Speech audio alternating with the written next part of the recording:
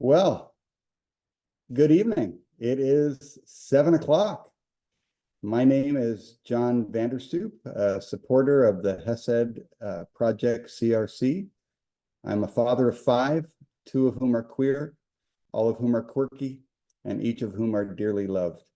I'm also a CRC pastor serving co-vocationally at the Bridge in Fergus, Ontario.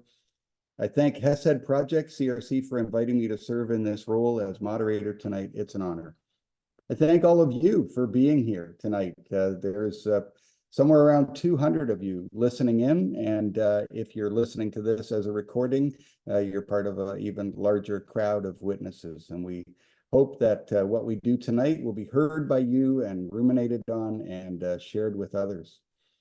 I'll get to introducing and thanking our guest panelists in just a few moments, but I'd like to start with a land acknowledgement and a prayer. First, a land acknowledgement. I'd like to begin by acknowledging the Indigenous peoples of all the lands that we're on today. While we meet today on a virtual platform, I'd like to take a moment to acknowledge the importance of the lands which each of us calls home. Now I'd like to also lead us in a prayer. Jesus, thank you for showing us how to live.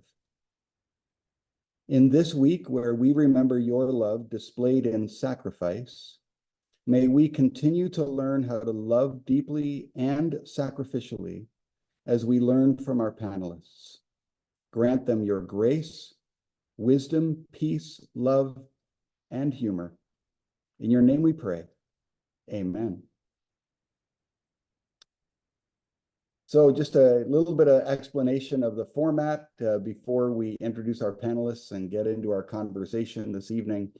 We have 198 people are attending tonight. It looks like that number might be going up, but I won't update it. So many have signed up in the past few days. It's been so encouraging to know that this has value for so many. Wow.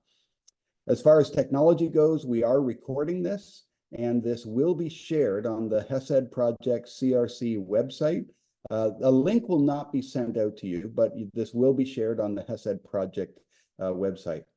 All those in the audience are currently muted and the chat is disabled, but the question answer button is active. And so if there is time, and there are some helpful questions in the Q&A, we may add some. But most likely, given the fullness of our evening already, we'll consider them, or Hesed Project CRC will consider those questions and comments in their planning for future events.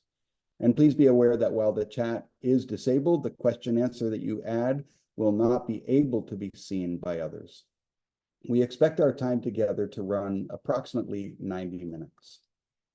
I'd like to introduce to you our panelists. And before I even do that, I just want to thank all four of you for the work that you've done in your respective fields. You come here with incredible expertise and passion and faith, and so much of that we're not going to be able to plumb tonight, but we do know that we get to drink from the fire hose of the wealth of wisdom that God has given each one of you, and we look forward to that. So thank you for being here. Now let me read your bios. Ed Oxford was on staff with Campus Crusade for Christ in the 90s, serving in Illinois and then Tokyo, Japan. After returning to California, he obtained his MDiv from Talbot Seminary, Biola, and worked on the pastoral staff team at a church in Gardena, California. Ed left this position to work in the finance industry, hoping to earn enough money to afford reparative therapy. After years of depression and no change, he went to a Kathy Baldock seminar in 2016 and learned that the word homosexual was not in the Bible until 1946. With a fervent desire to learn how this happened, he started on a journey of intense research. In 2017, he located Bible translation notes in the archives of Yale and with Kathy Baldock made a discovery which led to the 1946 documentary. I want to encourage you to see more of his work as co-researcher at canyonwalkerconnections.com. Next, introducing Dr. Sylvia Keesmaat. Sylvia is a biblical scholar, farmer, and activist. Raised in the Christian Reformed Church, Sylvia has attended both Christian Reformed and Anglican churches as an adult. She's spoken on LGBTQ plus topics for over 25 years in Anglican, Christian Reformed, Baptist, Mennonite, and wider evangelical contexts, and has written on this topic in her co-authored book, Romans Disarmed, Resisting Empire, Demanding Justice, with Brian Walsh. She teaches online at Bible Remixed, www.bibleremixed.ca. Do check out her website, a post-resurrection course, and a Jesus in the Rubble seminar coming up. Great stuff. Next, Sharon Roggio.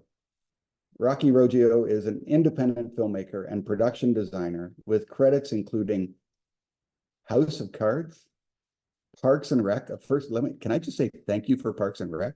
And Red Dawn. She's worked with A-list talents such as Sigourney Weaver, Drew Barrymore, and Amy Poehler. Rocky has a bachelor's degree in communications with a focus in radio, television, and film. Rocky is also a member of the LGBTQIA plus community and moved out of her home after coming out to her conservative religious parents. Rocky's father, Sal Roggio, is a non-affirming pastor and preaches that the LGBTQIA plus lifestyle is sinful. Go to the movie, 1946themovie.com, to support Rocky's work. And Bill Taekema. Bill grew up in the Christian Reformed Church denomination and has continued to keep his hand on the pulse of the Christian Reformed Church process while on this journey toward love and acceptance. For the past 19 years, he's had the honor and privilege of being a Gestalt therapist. In this role, Bill believes he is fulfilling his life purpose of helping others to help themselves. As a result, his clients gain personal awareness of their limiting beliefs that are keeping them stuck in negative behaviors. Using his unique skills and abilities, he offers many holistic therapeutic supports, where his clients become self-aware of how they can be in the moment in order to choose to be more lovingly present in their everyday lives. He can be reached at bramptonpsychotherapy.com. Panelists, we're going to get started on the questions. People are tired of my voice, and we're looking forward to hearing yours. I'm going to be asking questions, and although I know you're going to ignore the next sentence that I say, I've budgeted about 5 minutes per question. So please try to keep that in line or in mind as you respond. But I'll keep care of the clock. That's not your responsibility. We want to start with a question about a general response to the movie 1946. And Ed and Rocky, thank you. Thank you, thank you, thank you for putting that movie together, for all the work of dreaming about it, following through on the dream and persevering and making that happen. And so we want to ask the two of you, because you'd be the closest in the know, what's been the reaction to the film? What's the feedback you've been receiving? And have you heard evidence of changes after people have seen it? And Rocky, Ed, I didn't pick which one of you gets to go first. You're both muted right now. So you go ahead and unmute and decide who's going to go. Right. I was going to say Ed, but I think he's passing the baton for me to start, but that's totally fine. And thank you so much for putting this together. Thank you for sharing the movie with your communities all across Canada and supporting independent film. As you can imagine, this was a very challenging endeavor. There were many different things to put this together. So again, thank you for your support. And so the response has been all over the place. Most of it has been good. For people who have seen the film, we've done a festival circuit. We won 24 awards in 12 months, which is phenomenal, at prestigious film festivals all around the world. To that end, we've played all around the world. We've then had a theatrical release to qualify for BAFTA awards, to qualify for an Oscar award, which has put us in major publications and has gotten us to work on mainstreaming the movie more, working toward, we're on our own, and thank you again for helping us with this independent project to get the word out. And so all of those opportunities have just been phenomenal. And overall, the audiences that have seen the film that are open to it, or maybe not even Christian, just stumbled upon it, have really loved it from start to finish. And this is a testimony to our editor, who put together an amazing film with all of these pieces that we wanted to put together, and really constructed a film that was non-threatening, that was informational, that was relatable, that did all the things that we wanted to do, and showcase the beautiful work that Kathy and Ed had done, because they were the first to ask the question, who made this decision and why? And as I was saying, whether you're a Christian or not, the Bible impacts you, and this impacts everyone. And so we really wanted to make something that was accessible to many audiences. So yay for the people who've seen it and the feedback we've gotten. We've also gotten some feedback from people who may be on the non-affirming side that have said wonderful things of transformation, whether they've been doing it wrong or they need to rethink things. And they've definitely gone to a place of taking a step back from what they've been taught and affording room for more information and growth, which has been really positive. For an LGBTQ person, prior to the film, we've been all over the place. People were very upset that we were even doing the movie, because people have been so hurt by the church. Why are we even working in this space? But the people that have given us a chance to see the film, because, you know, we're not anti-Christianity, but we're not pushing Christianity on people. We just really want to have an intervention of how we got here, and really, you know, get people to wrestle with this. The LGBTQ people who have seen it have had their own transformative experience, where they now, you can see that they realize for the first time that, oh, being gay isn't a sin. Maybe they've accepted themselves and they're living in a relationship and they're out, but they still have that doubt, that shame, all of those things associated with it. This has given freedom to those people. Now, for a non-affirming crowd, now that our opposition have actually seen the film, a lot of the responses are still the same prior to them seeing the film. We had hundreds of pushback in multiple forms of publication, from YouTube videos to podcasts to newspaper articles, people giving us rebuttals and rebuttals and why we're wrong and all the things before even seeing the film. Now, when they've seen the film, a lot of the times they're misrepresenting our argument. And it's very frustrating to see some of that response, but it's okay. And that's one of the reasons why we put my dad in the film, so we can showcase, hey, this isn't a Hollywood ending, but it has a hopeful ending. And where we do relationship and continue to struggle and work with this together, there's always hope. But we're not going to change everybody's mind, and that's okay. But how are we doing life together? So overall, it's been wonderful. I can't wait for more people to see the movie and more international crowds. And we're working on that as well. And many, many, many other things. I could talk forever, but we have 5 minutes. So Ed, it's your turn. Thank you. And thanks everyone so much for being here, and what the work is that you guys are doing in Canada and across the world, actually. So we're very appreciative of that. I would say the response we've had is good and bad. So and people ask me all the time, what's been like a really amazing thing for you by going through this entire project? And by far, hands down, the most amazing part is to get some kind of a random email from some kid somewhere in the world who said, I attempted suicide and you saved my life because of the work you've done. Thank you very much. And so that's an exciting thing. The bad response has been from a lot of people in the non-affirming world. And like Rocky shared, the vast majority of these people never even saw the movie. One guy wrote an entire book based upon the 3-minute trailer. So when you're not doing your due diligence and you come up with something like that, if you can write an entire book disproving the movie and you haven't even seen the movie, then it kind of shows a little bit of issue with integrity there. And so I think that's been a big concern. We get a lot of flack. I don't know why. Rocky laughs because I tend to get the most flack for some reason. I guess I'm an easy target, maybe because I'm gay. And so they write me off sometimes for being gay and being a theologian, or not a theologian, but theologically trained at seminary. I don't know if that's why, but at the end of the day, one of our exciting things that we've experienced and that we were hoping, and we didn't think it would come across for a few years, was that as people were working on new translations of the Bible, that they would say, hey, let's look at this research, let's look at this information. And about 1.5 or 2 years ago, I was contacted by some people in Norway who are working on a new Norwegian translation. And they said, we don't want to make the same mistake again. Can we talk to you guys before we proceed down this path? And if you think about it, the Bible is a very large book, a compilation of books in truth. And so at that being the case, you need to integrate not just a specialist in Greek and Hebrew, but a specialist maybe in psychology and science and geography and geology to really get a good understanding and make sure you're going to have an accurate translation. So someone who's done a deep dive on these 6 clobber passages is going to make sense when you're going to be translating these 6 clobber passages so that you can take it in historical context of the language and time with which it was written. So I think it's exciting to see what we're seeing.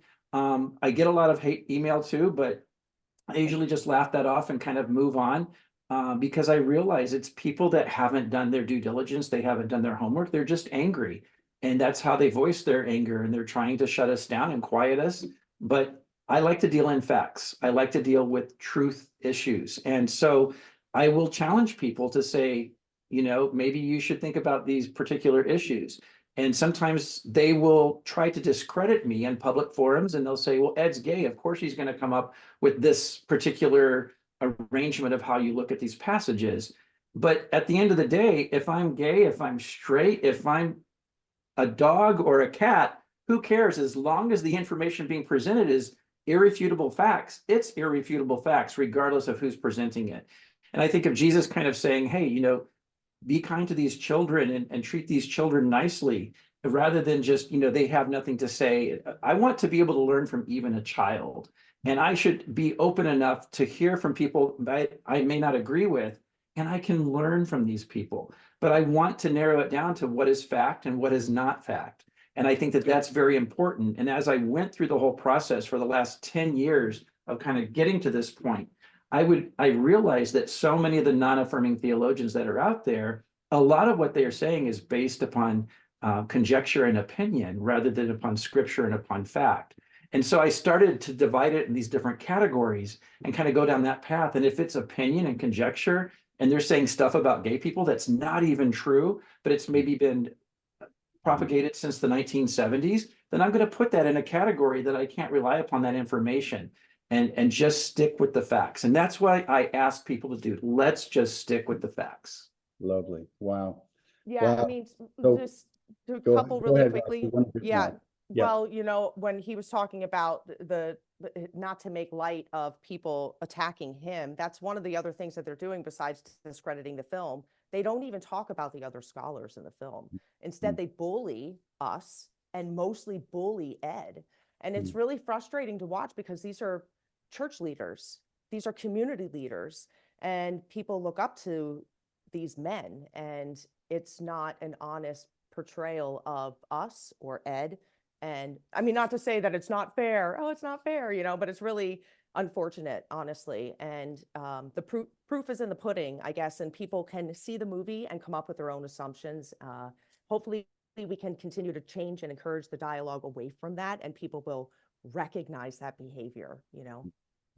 Yeah. Wow. I mean, you're touching on so many things. And, you know, Rocky, you got into the piece about your dad, and we want to get into that later. And I've got some specific questions about that, the relationship piece of it. But Ed, you started helping us think about the translation. And I want to, you know, although I could ask a couple of you this question, I want to ask a question about translation, because the film sheds light on the process of translation. And we received a number of questions about the research into Bible translation. So I was wondering if you could say a little bit more about your research. And I've got a summary question. I can break it into sub questions if I need to, but I'll just start with a summary question. And based on what I hear coming so far, I'm guessing that'll be enough. Was the mistranslation in 1946, here's the question, was that mistranslation a mistake that grew into the homophobia that Ed and others face?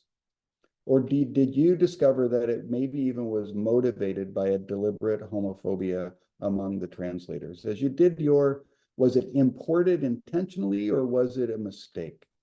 And in that, tell us about the process, you know, explain why other scholars don't use the word homosexual, Tell us about translation. Okay, good question. So the way my mind works is I like to look at something that's going on and to create a theory and then to prove or disprove that theory. It's like the scientific method, I think. But I'm not a scholar. I'm not like Dr. Sylvia and Bill here, but I'm just a person who thinks, and I just wanted to research and look into it. And I think I created a kind of theory that I thought might be true, and I wanted to go into it and find out more information. So when I went to Kathy Ballbach's seminar and heard that 1946 was the first year that this word ended up in the Bible, I started thinking, well, who did it? Why did they do it? Where, what, why, if I could be a fly on the wall. And so I started stalking the descendants of the translators and finding their children, grandchildren, great-grandchildren. And I thought maybe I could interview them and find out, is there a story to tell here? What happened in that room in that fateful day when they made this decision? And so I started kind of going down that path. But in finding this information in the 90 boxes of archived material at Yale University and then making a plan to go there and Kathy Ballbach coming along and digging in, my thought before going there was that this time in history, so think about it, 1946, we've got the end of World War II, we've got boatloads, literally shiploads of servicemen coming back to major port cities, servicemen and servicewomen coming back to major port cities, New York, San Francisco, LA, and staying there for a while before they go back to small town Kansas. And in so doing, discovering things about themselves and discovering other people who had similarities with them, because that's the period of history where we see in newspapers 30 homosexuals were arrested on such and such street yesterday. And so we start to see this. So the word homosexual appears in the newspapers starting in the 1930s. 1930s, it appears in an American dictionary. So we start to see these types of things. We all know that the word homosexual started off in Germany when they put together a part Latin, part Greek word to create this idea when they were studying this phenomena that was finally being studied and considered.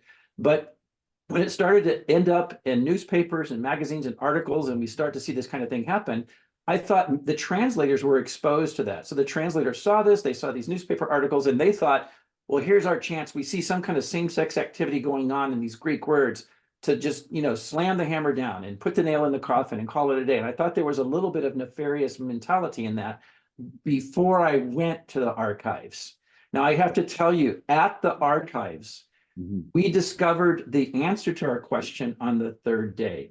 So the first 3 days of digging in, and a lot of this, we didn't put this in the movie. There's just too much information. Poor Rocky had to narrow down 1,000,000 hours into 89 minutes. So there's a lot of information there. So in going there, I thought there's probably some kind of a nefarious attitude. So I wanted to see notes that they're writing and saying those dirty homosexuals and, and some side talk, so to speak.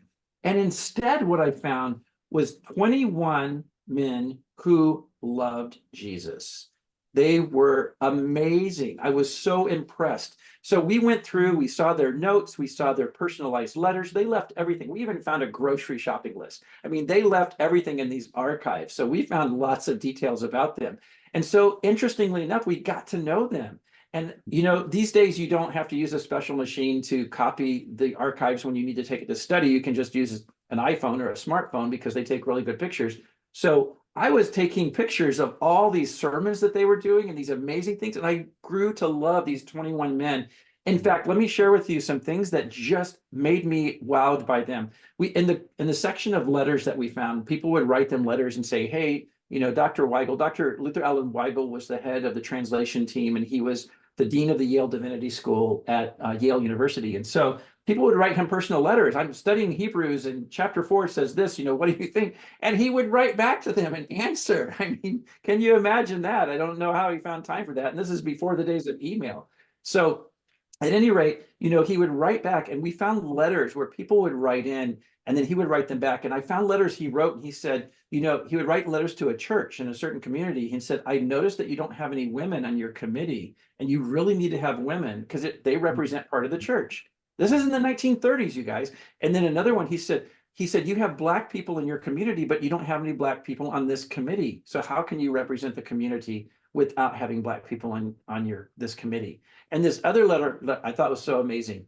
this lady wrote this letter to him, and she says, Dr. Weigel, basically, she's like, I'm a housewife who's going to listen to me, but you're the dean of the Yale Divinity School. So can you please write to Congress and tell them about this problem that we have in our community? And she went on to share that the situation was, she said, in our community, you have to pay a poll tax, poll, P-O-L-L, a tax that you had to pay to get a registration card to vote. And she said, it's $1 for this. And this is in the 1930s. She said, it's $1 to register to vote. And we have poor people in our community. And if they have $1, they're not going to spend it on a registration card. They're going to spend it to feed their family. Mm-hmm. So can you please write to Congress and tell them to abolish this poll tax? And he wrote back to her, as he wrote back to everyone. And he said, yes, ma'am, you are absolutely right on this. This isn't injustice. I will write to Congress and tell them that we should not have a poll tax. And we don't have a poll tax anymore because it's against the law. They've found other ways to suppress the vote, but a poll tax is no longer one of them.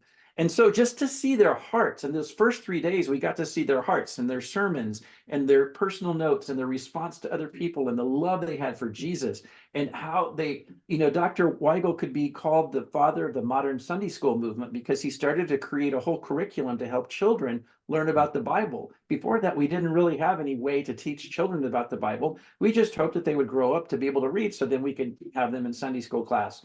And so he started this whole idea. He had a heart for missions for Japan and for China.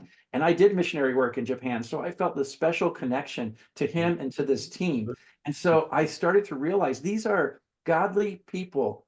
Yep. And so I don't see the nefarious attitude in there. And we did not see that nefarious attitude when we dug in, because they had a heart for Jesus. It was an honest mistake. And piecing the rest of the parts together from there and other archives we went to, I can definitely attest to the fact that it was an honest mistake. Thanks so much, Ed, for the stories that filled that out, and really appreciate all of that and hear your passion in it as well.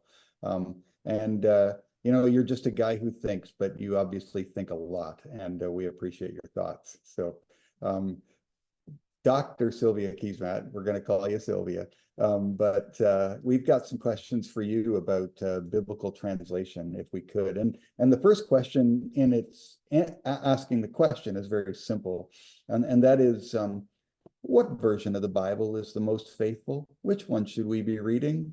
Is there an organization working to produce a more accurate version of the Bible? Help us out here. We're just people who think and read. Well, it's interesting. Some of what Ed said gets at the answer to this question, right? You're going to want a biblical translation that has a committee that's got some breadth to it, that's got input from people from different parts of society, different racial backgrounds, men and women. And so the New Revised Standard Version of the Bible, which is the one I use as a scholar, was put together by scholars from Orthodox, Catholic, Protestant, Christian groups, also Jewish scholarly input into the Hebrew Bible. It's updated from the RSV. That's why it's the New Revised Standard, because the Dead Sea Scrolls, which are those ancient manuscripts from the 1st century around the turn of the era, were discovered after the RSV translation. And there were 30 scholars working on the translation of the New Revised Standard Version. They've updated it now. So the NRSV updated edition had a major revision that's released in 2021, based again on new manuscript evidence. And that was a team of 50 scholars overseen by the Society of Biblical Literature. So for scholarly purposes, that's a very good translation. Interestingly enough, the NIV, which is used in a lot of Christian Reformed churches and evangelical churches, that was a version that was just done by the evangelical Christian denominations. So it didn't have that wider Christian ecumenicity to it. And it's got a conservative bias. So when they tried to put out an inclusive version of that, there was so much backlash in the United States. They put it out in Europe, but not in the US. And in the end, they clawed back that inclusivity in their latest translation. So you will find certain kinds of dualisms in that text. You'll find a body-soul dualism and other, I think, kind of unbiblical theological emphases there. Wow. I'm just going to say there's also something called the Inclusive Bible, which is an egalitarian translation that Priests for Equality put out. So it's a Catholic Bible. It's a faithful translation that's very easy to understand, but it's radically inclusive. So it's not quite as accurate in terms of what the scholarly words say, but it's much easier for people to understand in the pews. So that's a helpful Bible too. But the NRSV updated a version, that's the one I would use if you're doing some serious biblical work. Wow, thank you. Thank you. So now you gave us, Sylvia, you gave us sort of a big picture Bible. I'm going to ask you sort of a narrow focus question. So a viewer who studies Greek wondered whether the meanings of the Greek words highlighted in a film are the most authoritative, and whether the issue is more interpretation in a changing culture than finding certainty in ambiguous biblical languages. Could you comment on the way that the film portrayed the meaning of the Greek word malakos, and how to interpret that word in today's context? Sure. I mean, so Angela Nicole Parker, of course, is the scholar who talks about the meaning of this word in the film, and she is fabulous. I mean, even just the way she sets it up. This is to the people in Corinth, which was a seaport. So you can imagine what was going on in Corinth. What did she say? I think there's a lot of action in Corinth. There's actually not any debate about what malakos means, right? It means soft. It's, that's the most common meaning for it. The question is, what does soft mean in this kind of a context? Does it mean effeminate? Interestingly enough, if you look at a classical dictionary of the New Testament, and I tend to use classical Greek dictionaries rather than a New Testament dictionary, just because New Testament dictionaries are often kind of circular. They've taken their meanings from what people think the text already means, whereas a classical dictionary gives you the wider cultural background. One of the earliest uses is from Homer, and it means a fresh plowed furrow in a field, which has kind of sexual overtones in the first century as it does today. I think that, the translating malakos to mean, a young boy or somebody in the sexual act who is the passive partner is the most clearest and obvious sense of the meaning of this word. And that's how the film talks about the meaning of the word, especially when paired with arson koitai, which would be a man who is the, you could say, the sexual predator or the more powerful or the dominant one in that relationship. The important thing is that the juxtaposition of these two words and the context in which they occur in that verse suggests a context of pederasty. It suggests a context of sexual exploitation, which, to be quite frank, is the most common context in which we see male sexual relations in the first century. I mean, this is how society was structured in the ancient world. If you want to get depressed, read about sexuality in the Roman Empire. The assumption is that men had way too much sexual energy to possibly blow off on their wives, or if they didn't yet have wives, women whom they couldn't engage in sexual intercourse with, because of course women had to be chaste. They had to be virginal until they got married. And so what did they do? Well, they engaged in sexual relations with slaves, many of whom were young boys or younger, or with their friends' slaves, or with young boys that they were initiating into sexuality in the empire. So, and that was just normal. That was just considered normal in the ancient world. And so the way that the movie translate these words is accurate, I think, entirely plausible, and the most the most reasonable way to interpret this language. Yeah, thank you so much for that. And that sounded so much like the arguments that we heard in the film and continues to ring true. And so maybe the follow-up question to it then is, you know, what sort of responses have you heard directly, Sylvia? And maybe Ed, you could answer after Sylvia. What have you heard directly from other biblical scholars about the arguments put forward just by you now or in the movie? And if you haven't heard them directly, what might you anticipate or want us to wrestle with as we continue our learning journeys in terms of, you know, the rebuttal to that? Like, how would anybody argue against that? Well, I'll just say something really quick, and then because I suspect Rocky and Ed have better know how people have responded to this in the film. I don't know how other scholars have responded to this in the film because I haven't talked to many scholars who've seen the film yet. They might have, I just haven't talked to them. I will say this, though, that this kind of an interpretation of those verses in the circles that I move in terms of biblical scholarship at the Society of Biblical Literature, the people I'm reading, this is generally accepted as the most plausible interpretation. So this is not excuse me. This is not some way out there revisionist interpretation.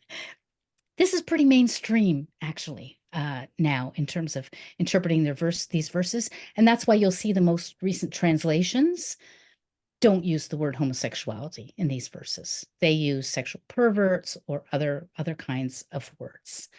That said, I think the biggest problem I face in my writing on this, and I think you guys are articulating the same things happening to you, is people actually don't come back and argue with the actual exegesis we're doing. What they do is they just say, well, you're wrong. Right. And it's like, sorry, that's not good enough. You have to make an argument. Right. And people tend not to if they disagree. Yeah, that is frustrating. Wow. Yeah, Sylvia, you're right. Maybe Ed has heard more directly. What kind of response have you heard from to the arguments put forward in the film? And Rocky, you want to go too, you're saying? Or okay. So I will say that, yes, some of the arguments that we've received, you're absolutely right. People are not even looking at the movie and they're kind of making some of these arguments. But I think we have to take, you know, most people here have seen the movie, and if they haven't, they have a chance to see the movie. So I'm going to add a little information on an addendum to that. So if you look at history, so we all want to know, if we could talk to Paul, what did you mean, right? What did you mean in 1 Corinthians 6:9? What did you mean in 1 Timothy 1:10? We don't have that ability. So what we have to do is piece things together, because essentially what we have going on here is a 2,000-year-old game of telephone, right? So it was told to this person, to this person, and this person translated into these languages. So we have a 2,000-year-old game of telephone.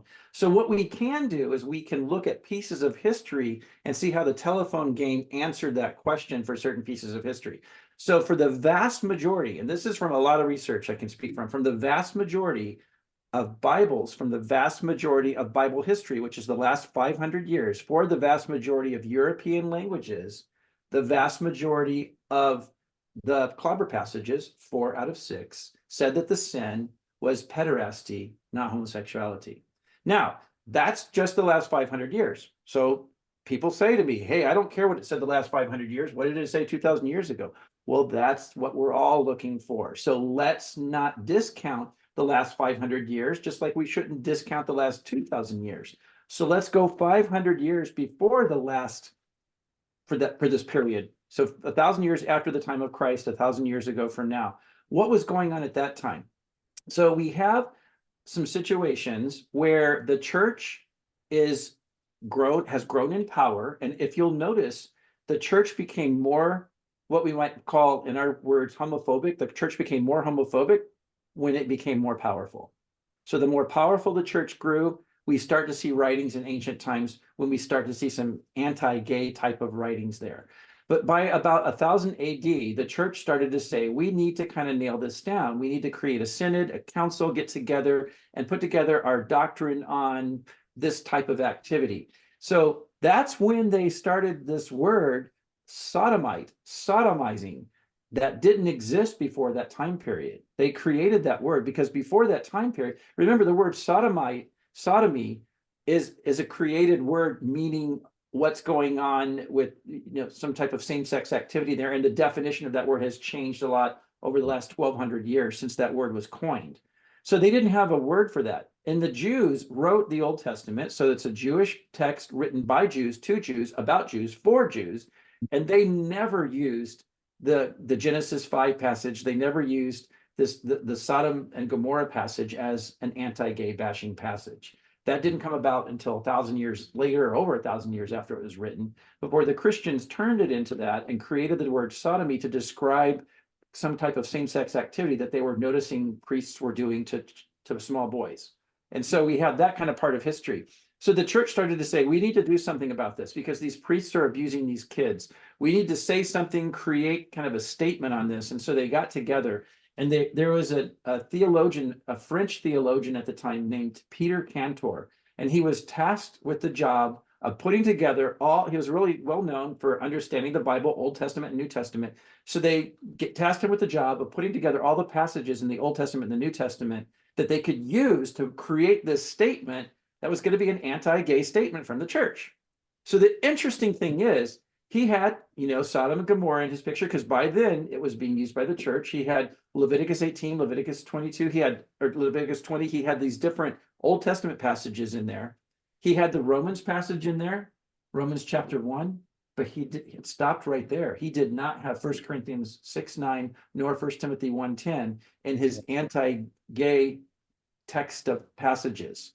So by 1000 AD, we know that the church did not see 1 Corinthians 6:9, did not see arsenokoitai and malakoi as something that could be used in this context. It didn't come until several hundred years later. In fact, in my study, and I've amassed a large collection of old books and things, as you might have seen in the movie. And so these old commentaries and Bible dictionaries, my oldest pieces are around 500 years old that I have downstairs. And so all of this together, I don't start to see this anti-gay rhetoric until the late 1800s at the earliest. You might see a hint of it, and you could read between the lines and say, well, maybe I see it there, but we really don't until the late 1800s.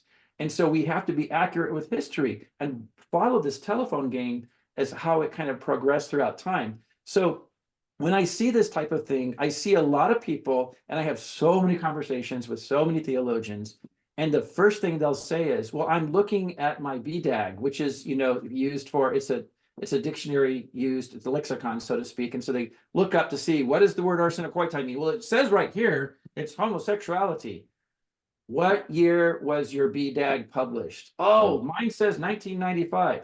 Do you have anything before 1946? Because I do. I've got a lot of stuff before 1946. So are you going to throw out 2,000 years of Bible dictionary history, lexicons, and books that we have in exchange for your modern interpretation of it? And as Dr. Sylvia said earlier, we always think that they do this study and they put it together and then they use all that information to create the translation. But no, it's this circular reasoning. This is what we think it means. So we're just going to reintegrate that into the definitions that we're using. And so you have that problem where there's no checks and balances. So what I encourage people to do is go find something before 1946 if you really are interested in learning facts, and look at it throughout history and see how it was perceived and see how this whole topic and these passages were perceived. We have a lot of information available to us. And guess what? We have a lot of information out there that we haven't even yet discovered. This is one film showing one section of this entire conversation.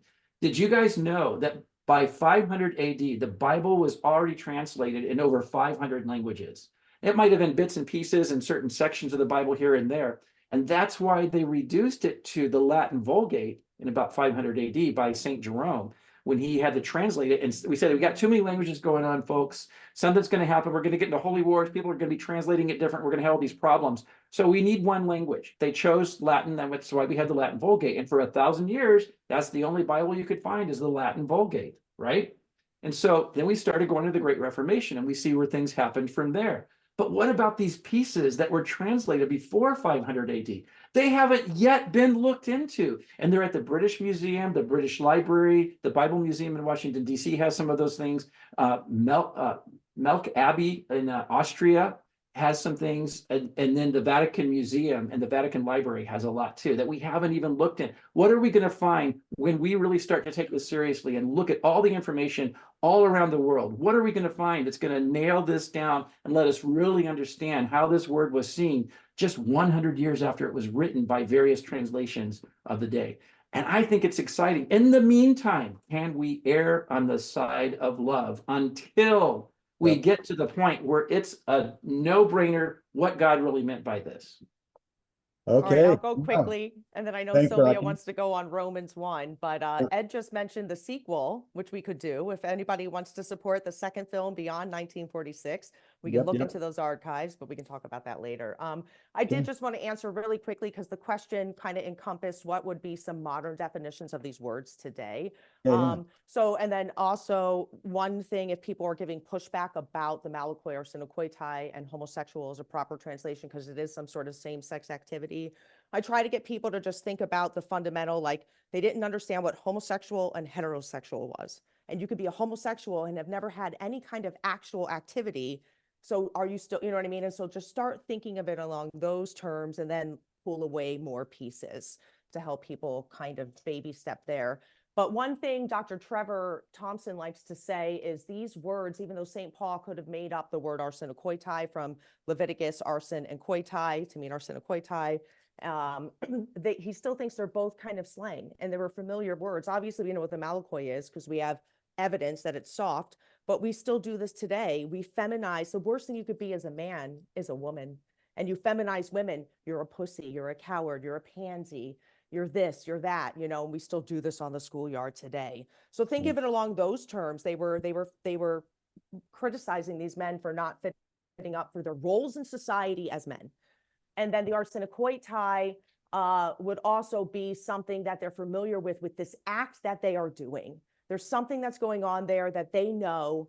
And so he didn't really coin the word. It was something that had been used, but there's not a lot of writing it in a history. Did that make sense? Does that help kind of answer some of those? Okay. That's lovely. Yeah, that was lovely to follow up what Bill said too, or what Ed said. Thank you. Sylvia, you wanted to put a kind of a I held back, Rocky. I was going to make that pussy parallel, but I thought, well, maybe I shouldn't. But you did it, so that's okay. I should That's have warned the crowd of exactly my the gutter parallel. mouth coming out. Yeah. What I want to say about Romans 1, and this gets right back to what Ed was saying about really not knowing or not having those translations from very early on. What we do have is some of the church fathers writing about these texts. And what's interesting about Romans 1, which is often appealed to now as the text about homosexuality, because it also mentions unnatural relations between women. But the earliest church fathers that we have didn't actually think that Romans 1 was talking about something happening between women. They thought these were unnatural things happening between men and women, because there could be unnatural sexuality between men and women. Oral sex, for instance, in the first century was considered quite unnatural. And so if that was happening between men and women, so it isn't till even by the 4th century, nobody had made any suggestion that this could be a lesbian relationship or a lesbian encounter at all. It was generally thought to be something unnatural between men and women. So this is really important to pay attention to the evidence we have in the earliest writings and the earliest commentaries. So just as a kind of a backup to what Ed was saying there. Great, thank you. I want to shift gears a little bit because one of the reflexes I've always had is that bad news never gets the last word, right? And the weight of scripture, you'd think, although you mentioned 6, maybe 7 passages, seems to support this traditional definition of marriage as being between a man and a woman. But can you point to ways that scripture supports same-sex loving relationships? And there's a question for Bill Taekema and for Sylvia. Does this mistranslation lead to a conclusion that the Bible is silent on the subject of homosexuality? What other parts or emphasis of the Bible are helpful or necessary to ground an affirming posture? Sylvia and Bill.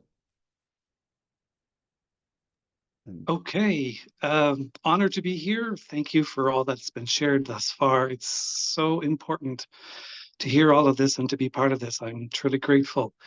I do recall in my process growing up in the CRC world where I also attended a couple of courses on what does the Bible say about homosexuality. And one of the passages that I don't remember the exact passage, it's with David and Jonathan when King Saul was angry and David went into hiding. And then one particular day, Jonathan came to look for David. And I guess in the newer translations, it basically said when they saw each other, David and Jonathan saw each other, they embraced each other and fell to the ground and wept. And what this course had shared with the older translations was very different. And so I remember bringing this information back to my parents, and my mother brought out her family Bible that's at least 100 years old, and of course it's Dutch. And so she read the passage in the Dutch word that was used to describe when David and Jonathan embraced each other was orgasmed.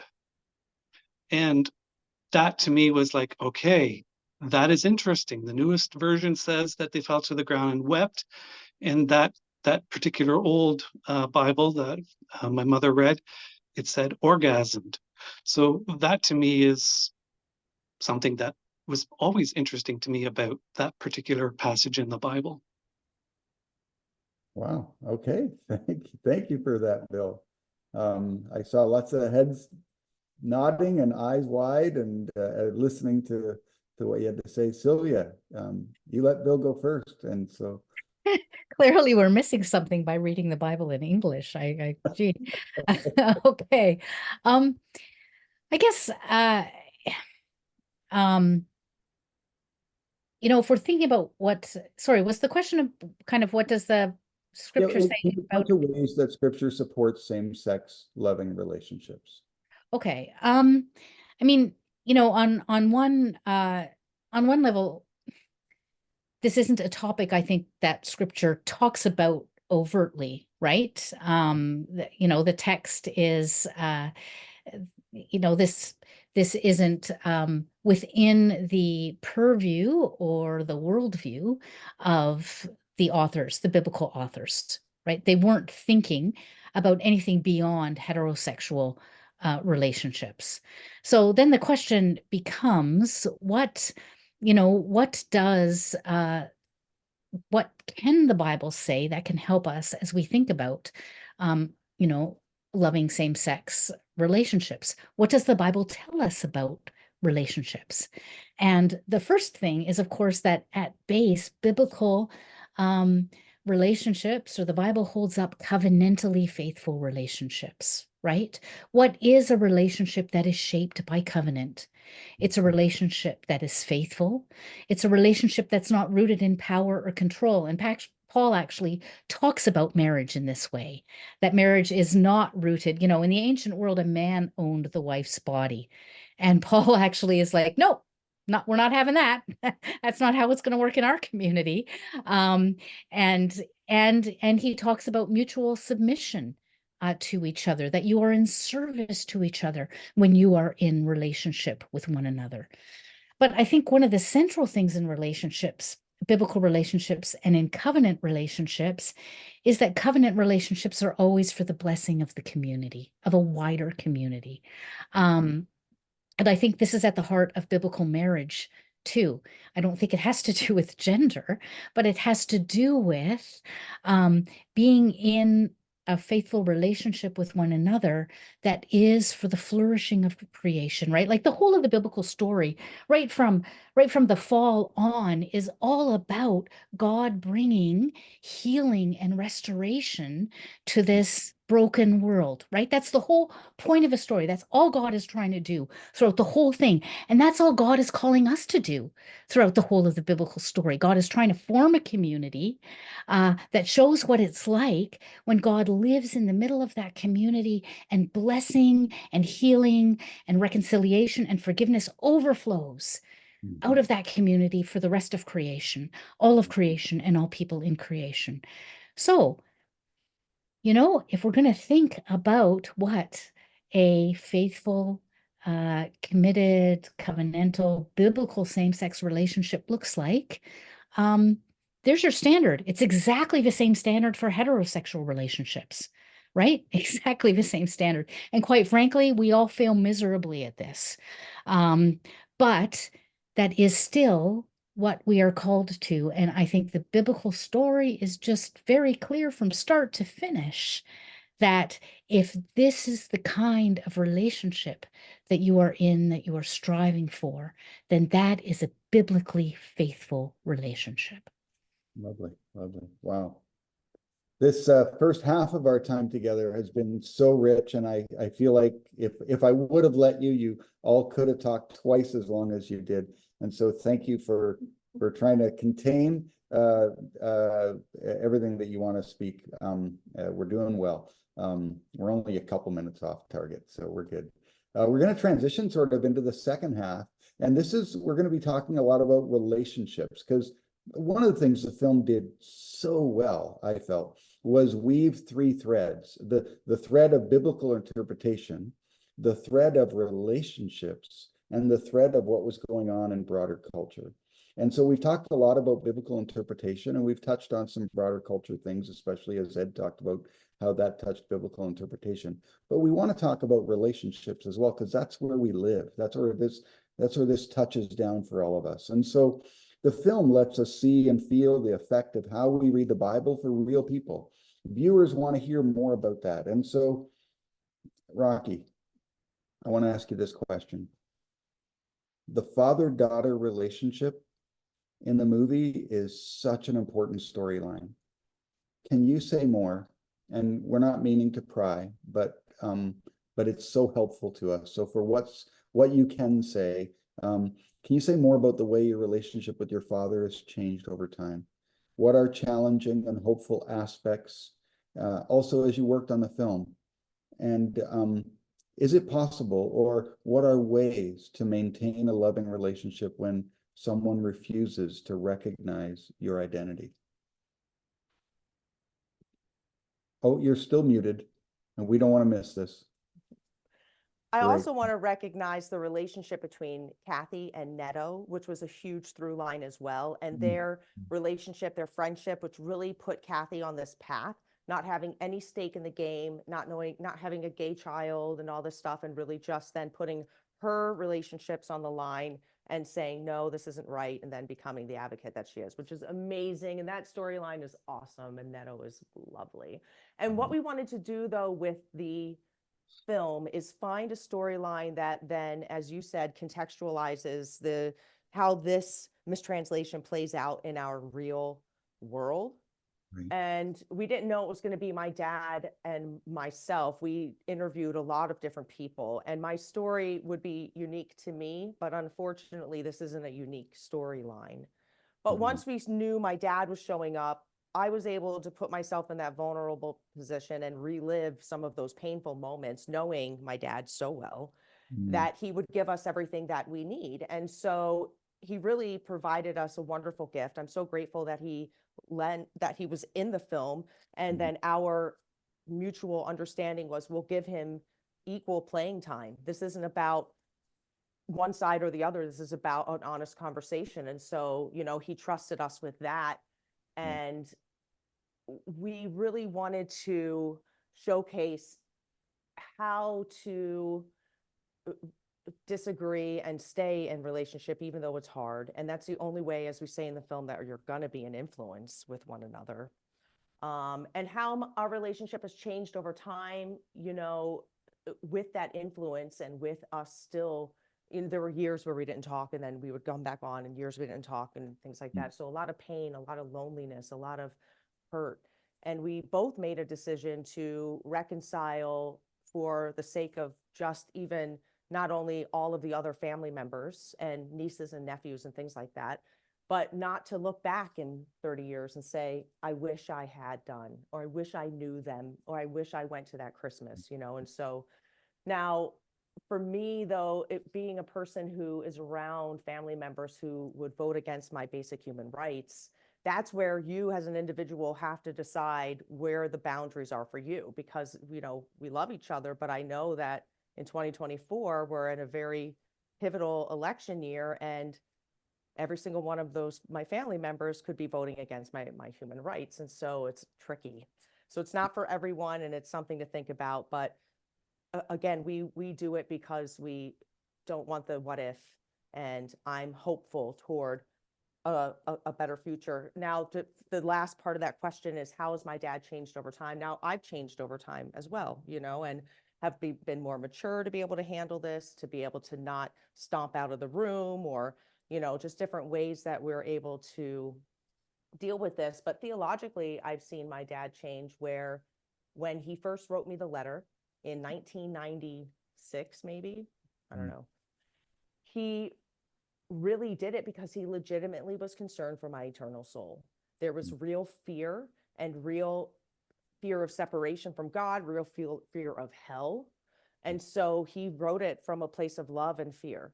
And now he understands where we were talking about earlier, where the homosexual doesn't make sense, because homosexual is a sexual orientation where the translators turned it into as opposed to an act, which was what it is, you know, and not a group of people. He now understands that you can be a homosexual, so you now can be born gay, but you still need to be, he might be a little bit more side B, which means you can't act on it, but you know, you're struggling with your same sex attraction, and let us help you through that. So he may have gone from side X, which is John MacArthur, you can't even call yourself gay, homosexual is bad, bad, bad, they're all going to hell. And now it's like, oh, okay, this is a little bit more complicated. So there's hope there. And you know, maybe he's grown a little bit more. I don't know. We'll see. That we're still in relationship. So there's many more years to come, I hope. That's pretty cool. And before I get to my question for Bill, as somebody who's led communion for many times for people that come with all sorts of different, you know, feelings towards each other, the fact that toward the end you said, let's go for lunch, I had to chuckle, because it's like, yep, that's what the kingdom looks like. People who can't get each other who go for lunch. Like it was just lovely. We took the whole crew out for a crab dinner there in Seattle. It was a feast. A picture of the kingdom. Lovely. Bill, I saw you when Rocky was talking about how this is, you know, so common for so many other people. I saw you kind of nodding your head there. So I already know your yes or no question or yes or no answer to the question I'm going to ask you, but I'll ask you the full question for everybody else to be able to hear it. In your experience as a therapist, did the stories in the film sound familiar? And what advice do you give to people who are navigating similar relationship dynamics? What are the effects on people when they're not loved and respected as they are by their families, their churches, their communities? And you're still muted, so please unmute yourself. There we go. Great. Yeah. So it's an interesting role for me to be in, because I have my personal experience growing up within the CRC and with my family. And then I also have the privilege of working with the gay community. And what I have found is that the stories are very similar, just little nuances here and there. It's mostly shame, separation, some anger, and what is important is finding our way back to love, finding our way back to what love means to us, and how love is for us, and how we then relate to others. And so what it comes down to is, this is an evolutionary process for everyone, all of God's children, to be in dialogue with the extremes. So we have, you know, the relationship that I was deeply moved with Rocky and her father when they were on the couch, in that vulnerability, and then the two opposing ways in which they were interacting. And the engagement was so powerful to continue to engage, because it's part of the evolutionary process. You need to have the contrast. And then, as Ed alluded to, we need to find the truth. We need to be in process with each other to figure out how we can evolve so that we're all in love.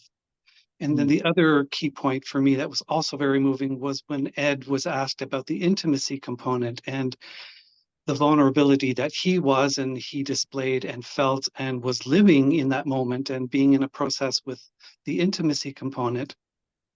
So many of us who are part of the gay community, and when it comes down to love the sinner but not the sin, there's a lot of hangups that us as individuals who are on the spectrum of figuring out how do we love and genuinely love, authentically love, without all kinds of neurotic, fearful things that keep us from fully being our loving and our authentic selves. So what comes down to me, for me, when I watch those two scenes with Rocky and her father on the couch and with Ed in that moment of, you know, what is intimacy and how is that in his life? What comes down, what's very real for me is that, to me, is the beauty of love without ego, without a type of I need to be right, making you wrong. It's just simply me, them, being in a loving place. And then when we watch that particular part or those parts in the movie, if we are not moved by that, if we do not feel the empathy and the compassion and to feel moved by those vulnerable, beautiful, loving moments, then that hardenedness that comes out, that I need to be right by making you wrong, just simply shows that you're out of touch with love and that there's fear, there's all kinds of stuff that are in the way. And so continuing with the dialogue, being open, being vulnerable, when both parties are being vulnerable, that is when healing can take place. Mm-hmm.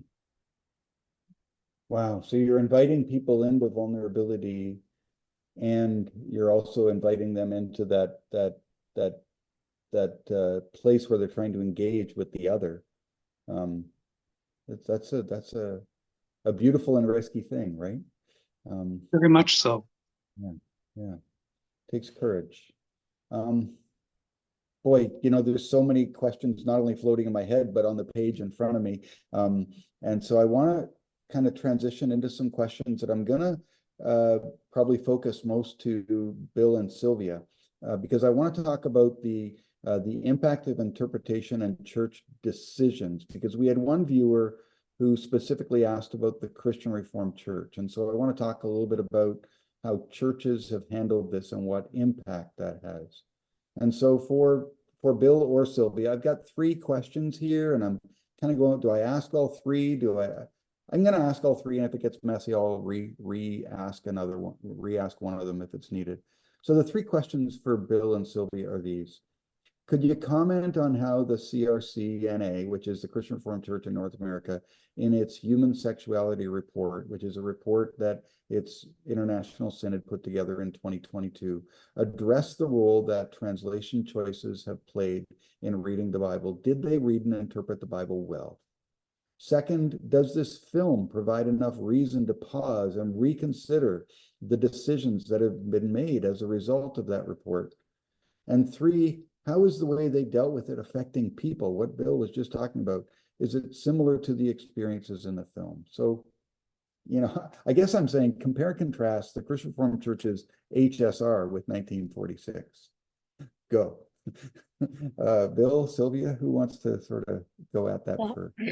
I'll start with the biblical translation thing first.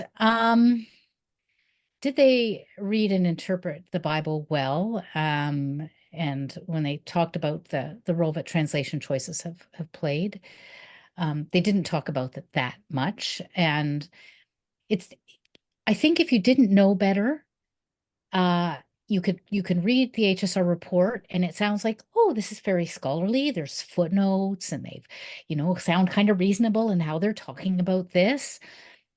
However, as a biblical scholar and as someone whose work they actually use in a couple of places, I can tell you that they have cherry-picked the scholarship that they have used. They have misinterpreted the scholarship that they have used. They have not. So in my own case, in a couple of places, they've footnoted stuff that I co-authored Romans Disarmed with Brian Walsh, my husband. They've picked out something we've said. They've used it, and in one case they used it to kind of build a point. They took something out of context, and there is an enormous and wide argument we've made about interpreting these texts, but they don't actually address it all. They just, they've cherry-picked something out for what they want to do. So, I know no other way to put this than if this was a paper somebody had submitted to me, it would not have passed because it's such poor use of other scholars. It's disrespectful. And even the way that they talk about scholars they disagree with as revisionist, as if, we're revising what has been the interpretive consensus for 2,000 years. And as Ed has pointed out, this is simply not the case. So no, they did not read or interpret the Bible well. But of course, if you don't know the scholarship, if you haven't read some of these other scholars, there's no way that you can know that. And I say this with sorrow because I know the New Testament scholars who did this, Al Wolters, and Old Testament scholars. Al Wolters, one of the authors of the report, was my teacher at Redeemer College. And, I'm saddened to see him be a part of something that's hermeneutically so poorly done. So that's a problem. So I don't think the film just provides, I don't think 1946 just provides a reason to reconsider the decisions made as the results of the report. I think there's all kinds of reasons they need to redo this report, and the film is a one of them. I could say something about how it's affecting people, but perhaps Bill would like to speak to that first. Okay, go ahead, Bill. Well, I don't have a great deal of experience with the synodical approach, other than what I hear from everyone that's been part of it. What I get is very much, I'm right, making the other wrong. And as long as that is the attitude and the belief in which they are moving forward with the human sexuality report, they are missing out on the opportunities of evolving with this whole process. That's about all that I would really like to say. And what is so sad for me is they don't appear to even want to engage with further dialogue, and yet that is exactly what's needed. And so if they can soften their egoic stance, their I'm right stance, and be open to having further dialogue, to revisit and look at the issues, as Sylvia has just shared, there's a great opportunity for evolution, a natural evolutionary process for everyone to benefit, because all children, all God's children, are loving and lovable. Wow, that was really wise. And I quickly add to that. Yeah, One go of the for it. reasons we really were so grateful that we were able to put my dad in the film, and we were able to showcase that we're not going to change everybody's mind. And we're going to have people who are on committees like this who are going to say, we're right and you're wrong, and you can't convince me otherwise. And that's frustrating, and it's like talking to a wall. But so we wanted to put together that realistic, this is not a Hollywood movie, but it's got that hopeful, again, when you're in relationship, there's still a chance for change. But we know there's enough people who are going to recognize new information and be able to move with us. So that's what we're asking people to do. Recognize what we're saying, and more people start talking about what we're saying, and more people are going to respond to what we're saying, and then we'll see real change. But it's going to take time. That's good. That's helpful. Thank you. Sylvia, you're going to add some more. Yeah, I just like to say two things, and this connects to both what Bill and Rocky were just saying.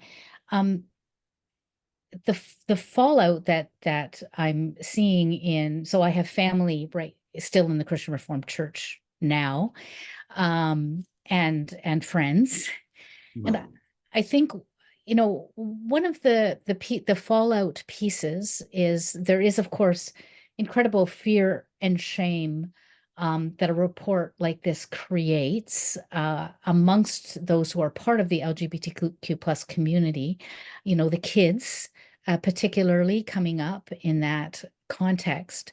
But also, you know, a lot of fear and shame that parents start to feel, right? Around, you know, what will I tell my friends?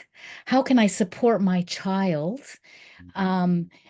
Knowing that, you know, maybe my best friend will now reject me, or how can we tell grandma about this? You know, so there's I think the HSR report and the decisions that came out of that kind of solidified or created a wider wall of shame for people that that made it even more difficult for people to talk to each other, right? Because there would be this possible condemnation.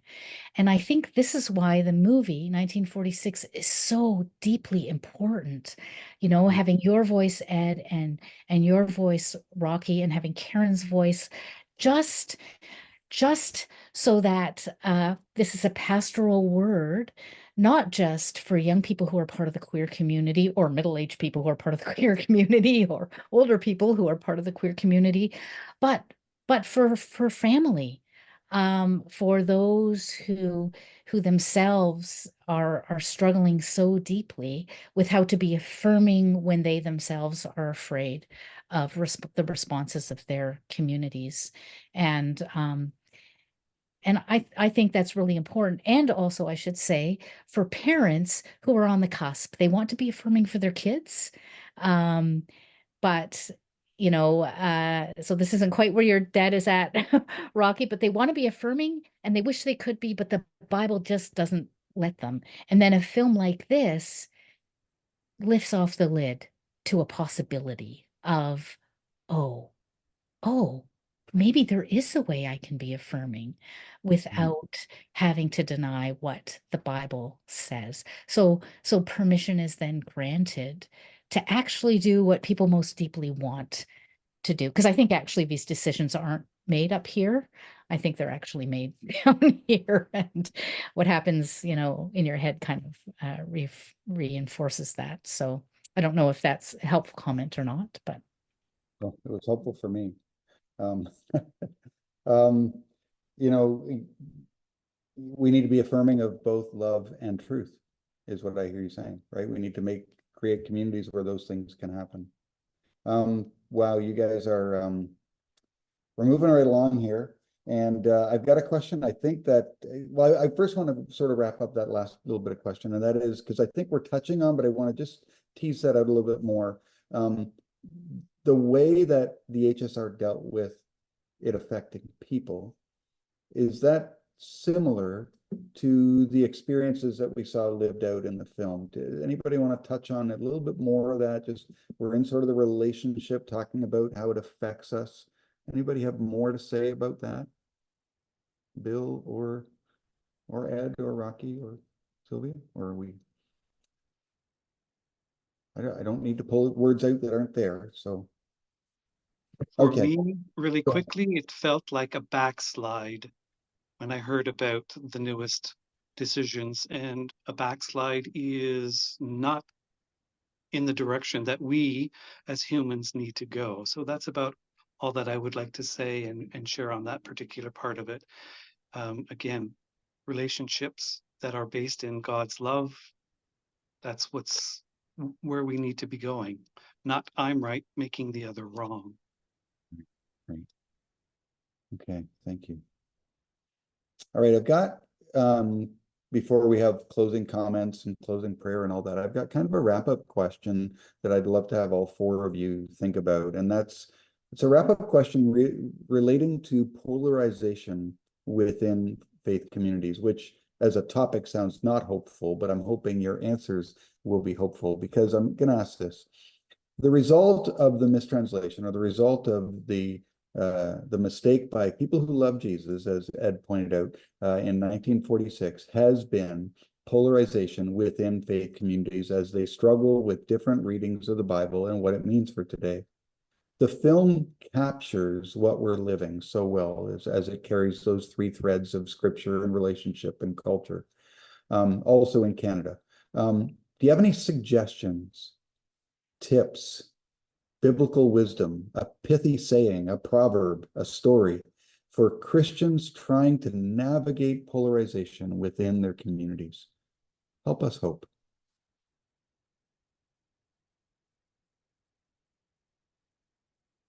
A tip that I would probably give is, in the Bible where it says that while we were yet sinners, Christ died for us. So while we were yet enemies, while we were anti-God, that was at the point when Christ died for us. And so God pours out his grace on us, even while we were in this enemy position, and antagonistic to God. And so I realize that I need to have that type of God grace toward these people who are spewing hatred toward me and toward our community. And I need to extend that to them. And I also need to realize it took me years to walk through this. And I need to have patience for people who are straight, who didn't have an incentive that I had to kind of at least do my homework. When I decided I needed to do my homework.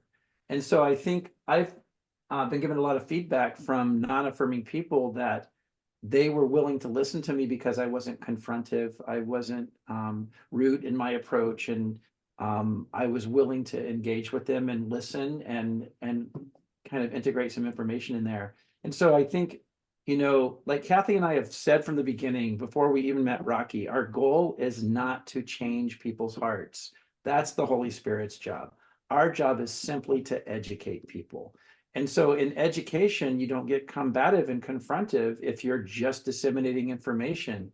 Now, at the end of the day, some people don't want to hear that information, but some people do. So I'll spend my time with people that are interested in learning.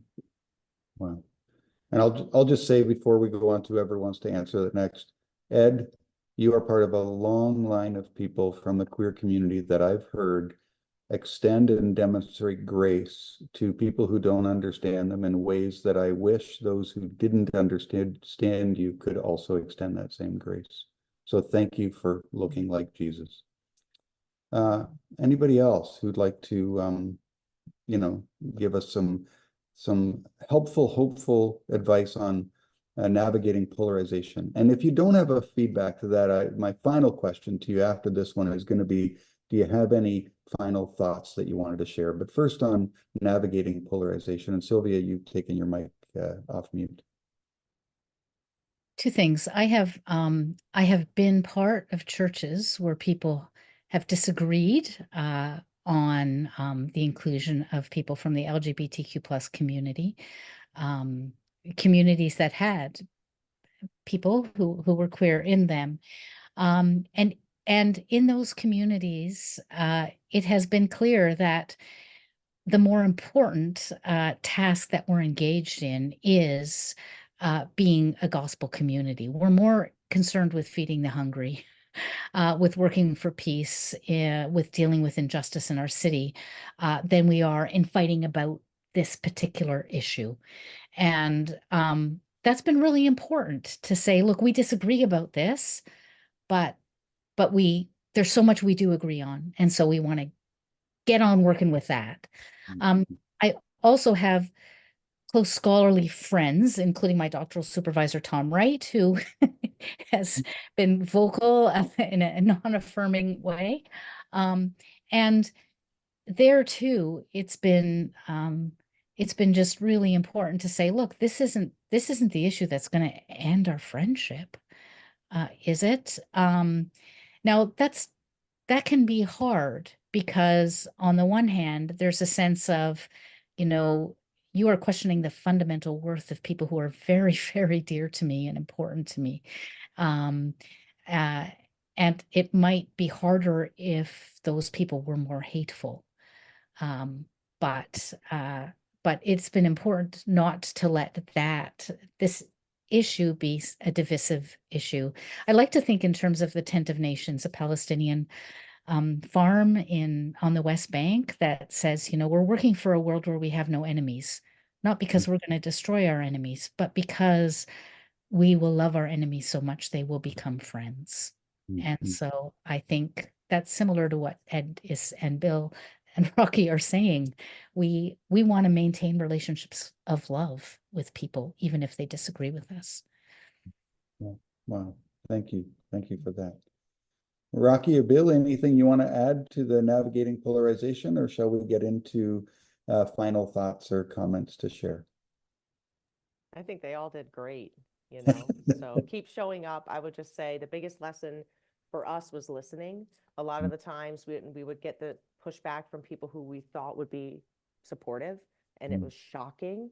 It was an opportunity for us to listen and then turn it into the movie to be able to put together something that is useful for everyone. To that end, we did focus groups. We did a lot of focus group testing before we even released the film, which then taught us that before we put Dr. Trevor and Dr.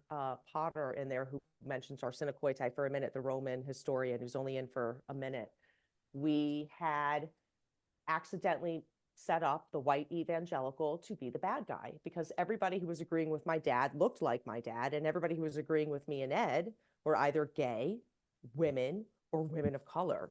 And, and that's why they attack Ed, because they're already not going to listen to us, and then they're just going to pick on the gay boy. And so we're like, well, we can't do that. We don't want to make it feel like it's, and so for me, though, as the director, I really wanted to put in, we're making a movie about marginalized communities. We want to put in marginalized voices and get somebody that doesn't look like my dad, who's a biblical scholar. And I'm so grateful we found some wonderful voices, but that was a really important note. And that saved our movie, because now we have somebody who looks like my dad, who's saying what we're saying. And to that end, I'll wrap with this. It was hard to actually find that voice. Trevor Thompson, who was a Christian man, and who grew up in the church and taught at theological seminaries, because prior to his work at University of Chicago, he's now an editor at a publishing company, a private publishing company. But 2 years earlier, he wouldn't have been able to do it because of the way they have to uphold the biblical view on marriage. A lot of these theologians are under contract. So even though they think one way, they can't publicly say another. So that was an interesting thing as well. But anyway, dealing with polarization, continue to listen, continue to grow, continue to be open, and you will be surprised some of the things that you'll learn yourself. Wow, thank you. That was helpful. For me, what it comes down to is, for those of us who are on the LGBTQ plus spectrum, no matter what the environment is and who's saying what to us, God's love for us is real. Yeah. Can't take that away. That's beautiful, Bill. Any final thoughts? We're going to go a couple minutes over, and that won't be a crime, I hope. But any final thoughts that you want to add into this evening before my closing comments? I just want to say, you guys don't realize it, but Canada had a big impact on this film, this translation, this everything, because there were only 2 letters that the translators received questioning this word, and both were Canadians. Really? Yes. And so just to kind of see some of the history that takes place in there, because in America at the time, we were going through the Red Scare and, McCarthyism and so forth, and Americans were not questioning this because they didn't even think about it. And so it's just really interesting that it took an outsider to kind of point out to this American team, hey, can you kind of respond to this and kind of say something? So thank you for your impact. All right. Wow, that's cool. Anybody else? Sylvia, you've got your mic off. Like to say thank you to Rocky and Ed, and for first of all joining us in this conversation. It's been so lovely. I feel like I'm with the movie stars, but also just thank you for being so vulnerable in doing this film. It's such a beautiful piece of work on so many levels, because of the diverse voices, because of having kind of both sides in there and your father in there, Rocky. And it's a film that I'm just so grateful to be able to point people towards. So thank you so much. And John and Marlene and the other Hesed folks, thank you so much for setting this up. What a great idea to have this kind of a panel after the film.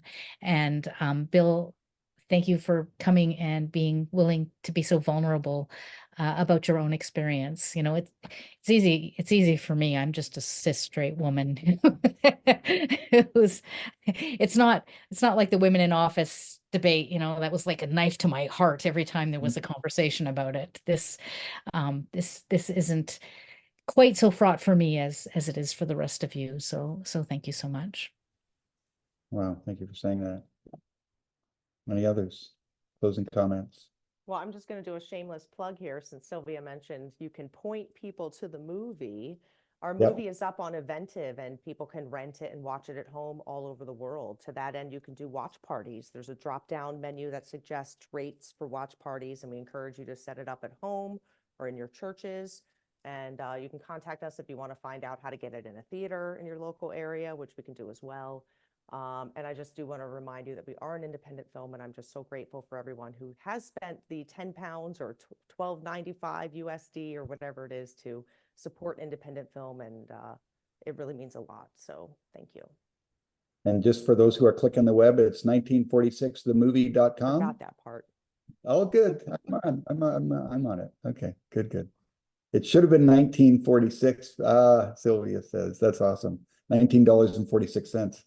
We thought about that, but we needed to set the price point appropriately. We also, you know, and people don't understand why it's not for free. And we're not just putting it up on YouTube. And it's like, well, okay, I have a producer that I haven't paid.